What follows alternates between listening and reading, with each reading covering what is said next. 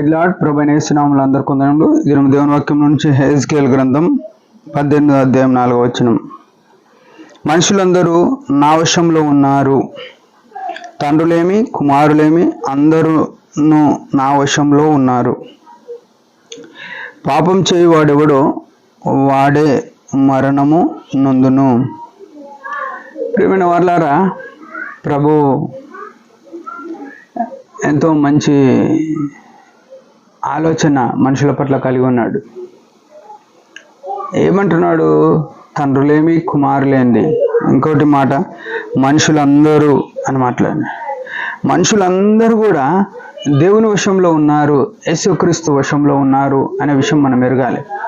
ఎందుకంటే ఆయన సృష్టికర్త అయిన దేవుడు, ఆయన మాట చేత సమస్తం సృజించి తన చిత్త ప్రకారము దాన్ని జరిగిస్తున్న ఈ పరమ ప్రభువు ఏమంటున్నాడు? పాపం చేయువాని పక్షమున మాట్లాడుతున్నాడు. తండ్రులు కుమారులు నా వశంలో ఉన్నారు అని చెప్తున్నాడు. మనుషులందరూ నా వశంలో ఉన్నారని చెప్తున్నాడు. పాపం చేయువాడెవడో వాడే మరణం నొందును. ప్రియులారా, మరణము రెండు రకాలుగా ఉంది. ఒకటి భౌతికంగా శరీరంలో ఉన్నాం, చనిపోతున్నాం. రెండోది ఆత్మీయమైన మరణం. ఈ ఆత్మీయమైన మరణము చాలా తీవ్రమైంది. భౌతిక మరణం కూడా ఈ లోకంలో ఉన్నప్పుడు తీవ్రంగా పరిగణిస్తాము. కానీ బైబిల్ చెప్పే మాట ఏంటంటే, ఈ రెండవ మరణం తప్పించుకునే అవకాశం బైబిల్ ద్వారా ఉంది. మొదటి మరణం ఏమో సహజంగా మరణిస్తాము, రెండవ మరణం ఏమో నిత్య మరణం. ఇది సహజ మరణం కానీ ఇది తాత్కాలికమే, కానీ అది నిత్య మరణం. ఆ నిత్య మరణం తప్పించుకోవాలంటే ఈ లోకంలోనికి యేసు ప్రభు మార్గముగా వచ్చినాడు. ఒక చక్కని మార్గం, ఒక చక్కని త్రోవ చూపించినాడు. పాపం చేయువాడెవడో వాడు విడిపించబడడానికి, వాడు ఆ మరణం నుంచి తప్పించబడడానికి ఆయన మార్గంగా వచ్చినాడు. అందరూ పాపం చేసి దేవుడు అనుగ్రహించే మహిమను పొందలేకపోతే దేవుడు తండ్రి ఏం చేసినాడంటే కుమారుని అనుగ్రహిస్తూ వచ్చినాడు ఈ లోకంలోనికి. ఆ కుమారుని ద్వారా మనమంతా ఎట్లయితామంటే నిత్య జీవము గలవారం అవుతాం. ఎవడైతే కుమారుని అంగీకరిస్తాడో వాడు నిత్య జీవము గలవాడు అనే వాక్యం చెప్తుంది. నిత్య నరకమా నిత్య జీవమా అనేది ఇక్కడనే ఉంది. పాపం చేయని వాడు ఎవడు లేడు అని ద్వితీయోపదేశ 2వ దినవృత్తాంతంలో 6:36 ఉంది. ఏమనంటే 6:36 పాపం చేయని వాడు ఎవ్వడు లేడు. మనుషులందరూ పాపం చేసినారు.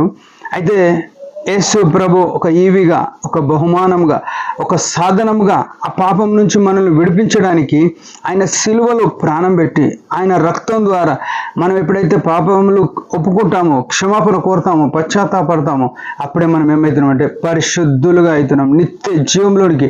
ఎంత గొప్ప ఆధిక్యత! దీనికి ఎట్లాంటి డబ్బులు ఏమి ఇవ్వాల్సిన పని లేదు. ఉచితముగా ఎలాంటి క్రయం చెల్లించవలసిన పని లేదు. నోటితో ఒప్పుకొని ప్రభువా నేను పాపిని అని పశ్చాత్తాపడితే మనం రక్షింపబడినప్పటికీ అనేక సార్లు ఇంకా పాపంలో కొనసాగేవారం అంటాం.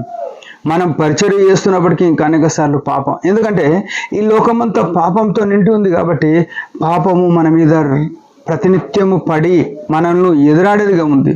అలాంటప్పుడు మనం ఏం చేయాలంటే ప్రతి క్షణం కూడా ప్రభు యొక్క రక్తం దగ్గరకు వచ్చి ప్రభువా నన్ను క్షమించు అని క్షమాపణ కోరి ఆ మరణము నుంచి నిత్య జీవం వైపు అడుగులు వేయడానికి యేసు ప్రభు మనకు ఉత్తరవాదిగా తండ్రి పక్కన విజ్ఞాపన చేస్తున్నాడు.